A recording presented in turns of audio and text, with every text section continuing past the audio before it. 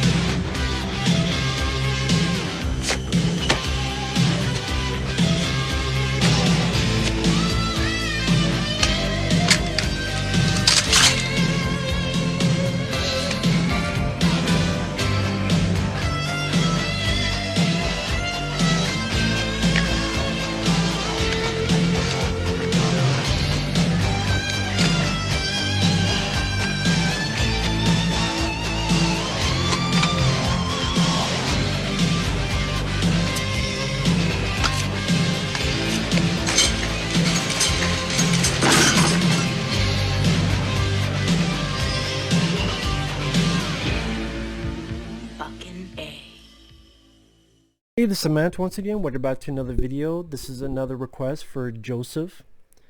And the second request he wanted was for a Dario Argento film called Tenebrae. Now, first off, thank you so much for that, man. If anyone's ever interested in requesting pretty much any type of video, you can do so either sending it directly via my PayPal or by joining my Patreon. The links are down below in the info box. If not, no worries though. I'm not an aficionado of Dario Argento, but I've seen a couple of his films. I really like Deep Red. So far, Deep Red is my favorite. I enjoyed Phenomena, also known as Creepers. I would say so far that's my second favorite. I did not mind Suspiria for what it is. Some of his early ones I didn't care for. But I forgot what the hell it was. I think there was one with James Franciscus. I just remember not caring for it. I forgot what the hell the name was called. Was it Fourth? Yeah, I forgot what it was. I'm not even going to attempt it. I haven't seen Opera or some of his other movies, but this one I didn't mind. I didn't mind this movie. And sorry, I'm itching. I don't know why. Maybe because, I don't know, I was think of something witty or funny, but nope. Instead, I'm going to roll back to this movie where the story is you have an American writer of these violent horror novels, and he goes to Rome to market his book. And there happens to be a killer that is using inspiration from his book to go kill women. And Dario Argento, if you don't know who that is, this is a guy who is more style over substance, but his style is very nice to look at. It's very interesting. It keeps the movie going, and the way he stages the murders, the way he visually dynamic movies. That's a good way to put for Dario Argento. Even simple stuff that I thought was interesting. For example, at one point, he kills a lady, and he does a swipe, and with the swipe, because the woman was undressing, the swipe of the razor, it cuts across the cloth, and it reveals the woman's face. And then you get a spurt of blood. I'm like, okay, that's a really interesting shot. Or even the killer, I just messing around, and he takes a razor and he just taps on a light bulb and breaks it. I just thought that looked cool. This is a guy that I would not be surprised if a lot of stuff he did was, hey, that looks cool. Why not do it that way? Which I'm fine with. The death scenes, I am surprised that Dario Argento is not culture canceled today with this cancel culture. Yeah, this cancel culture bullshit. As you can tell, I'm flabbergasted by it because I fucked up. I said culture canceled, not cancel culture. I don't know. I'm surprised because these misogynistic towards women. I'll give you that the women in this are either weak, useless, sluts, or screamers. And not the sex kind. Again, either they're weak, they're useless, they're sluts and show their titties, or they just scream, ah. I'll give you that. And that's one thing that I had an issue with. Even I'm going, would you have a couple women worth of shit? Like, would you have a couple strong women? I mean, this is 82. I mean, you've had in America Jamie Lee Curtis and Halloween and Terror Train, and even at this point you had Amy Steele and Friday the 13th Part 2 and My Bloody Valentine. Even that lady seemed to do a, well, no, she didn't really do a whole lot now that I think about it. But anyway, that didn't kill the movie for me or anything, but that's one thing I had to mention. I thought the guy who played the lead, the writer, he did a fine job. It was cool to see John Saxon, who plays the writer's agent. I thought it was cool to see John Saxon in there. Part of me wishes John Saxon was the lead, not because the lead guy did a bad job, but just for John Saxon to have more to do, because I do like John Saxon as an actor. You also have this cop who works in Italy who knows a bit about the writer's books and the past, and he's on the case of this killer using the writer's book to kill and trying to get the writer to help him with the case. The music is well done, whether it be Goblin or any other that Dario Argento works with. Usually it was Goblin. Very memorable musical scores. They really stand out. They really make an impression. And I'm not even going to try to hum it or anything. I just ruin it and butcher it. But music is definitely an important part for Dario Argento films. I think Argento himself would probably admit that. Because they're definitely a definitive point. One of them, I should say. One of the definitive points in a Dario Argento film is the music used in it. One of the other is how he stages the murders.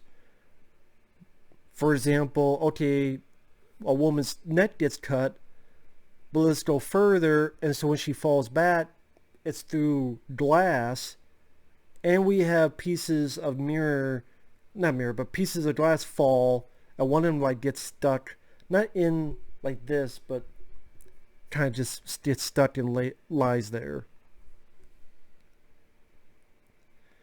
Or let's do some POV shots, like this chase scene where one person gets killed with an axe. Or, some people get stabbed, some people get strangled in a car. One death scene of note is one person gets their arm cut off, and then, and the blood spraying everywhere.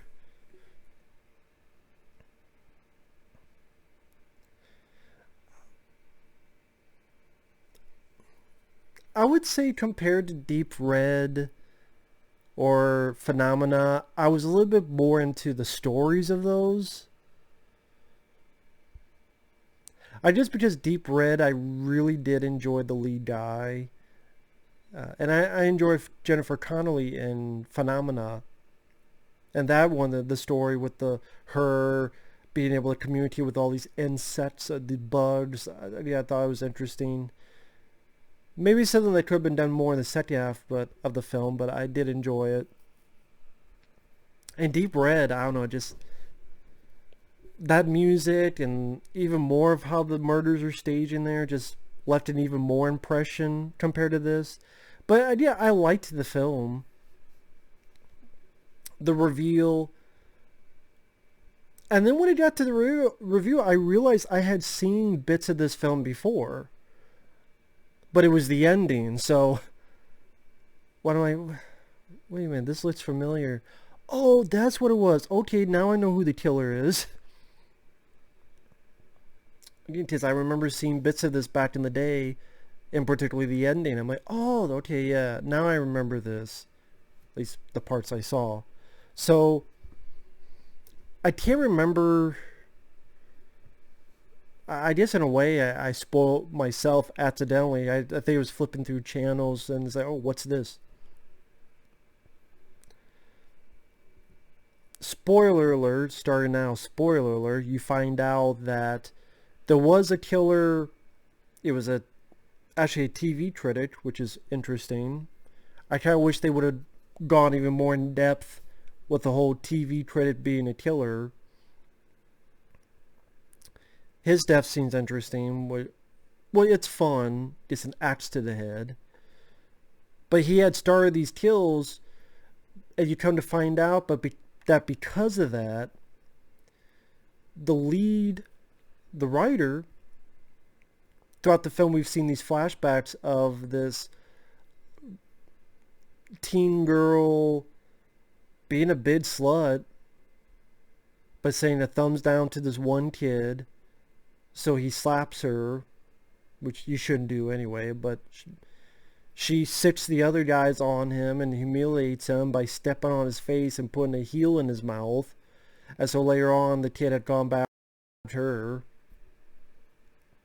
Well, these flashbacks are from the lead. Apparently from this guy doing the murders, it opened up the suppressed memories of our lead character of what he did back in the day. So now he goes crazy too, which leads to him murdering John Saxon and his fiancée, probably because he finds out that she's cheating on him with John Saxon's character.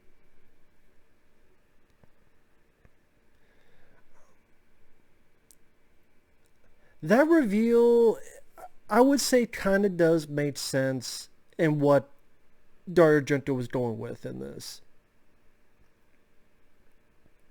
And then you could think about it more, oh, that's why he wrote these very, very violent horror novels. And if you want to have that conversation, you can, but I'm not going to.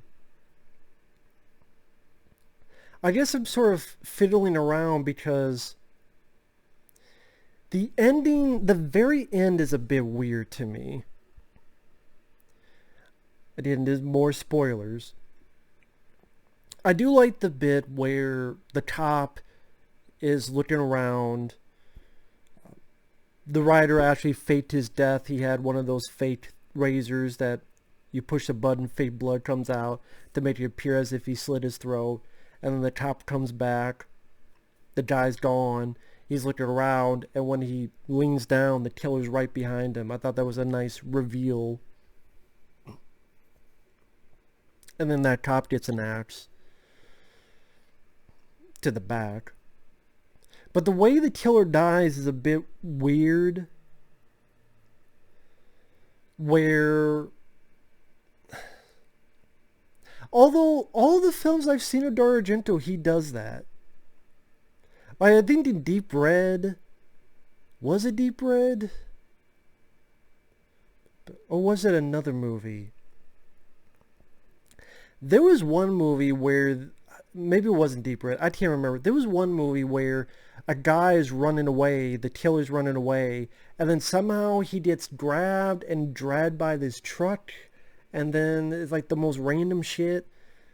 A phenomena. You have the killer monkey. Well, he's not a killer, but he's a monkey that wants revenge because his master, Donald Pleasant, got killed by this asshole. So a vigilante monkey. A vigilante chimpanzee. I'm serious. It's kind of brilliant. And then here, when he stabbed the cop in the back, the cop tumbled over, this little display hit the door. The one girl who's outside goes in. When she hits the door in, somehow one of these things on display, which has a rod, somehow shoots out like a bullet and then impales the guy. It's a good effect. I just didn't understand how the fuck it worked. Like, how the fuck does that work? Like, you just open the door and then phew. Why didn't you just keep the cop alive and just have him fucking let off some steam, Bennett? Like, just do that. Why didn't you just do that? I'm sure there's some explanation. Either involves irony or some other terminology. I don't know. But that was just a bit weird to me. So, I mean, if I have issues, the story... because a good chunk of it is just...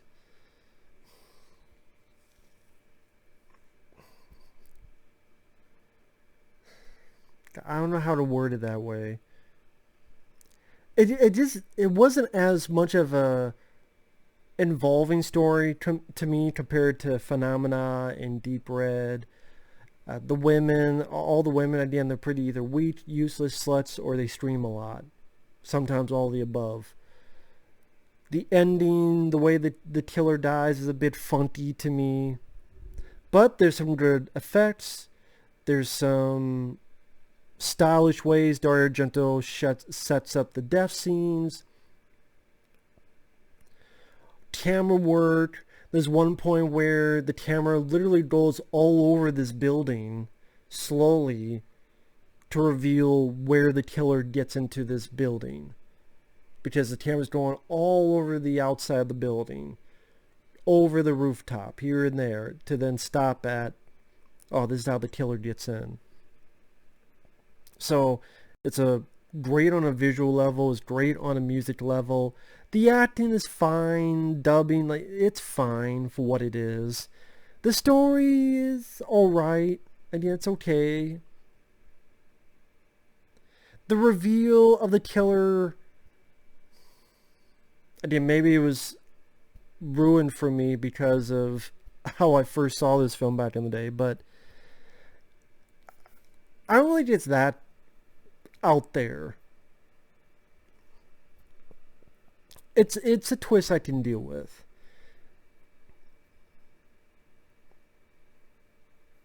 And yeah, the visual elements of Dario Argento is fun to watch. His style.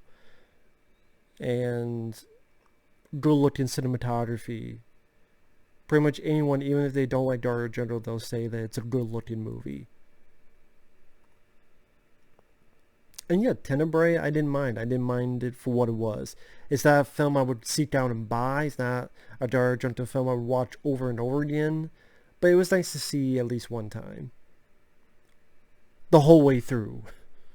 Not just, oh, I remember I saw the ending of this a long time ago. So now to see all the way through, I'm like, not a bad film. Not a bad film.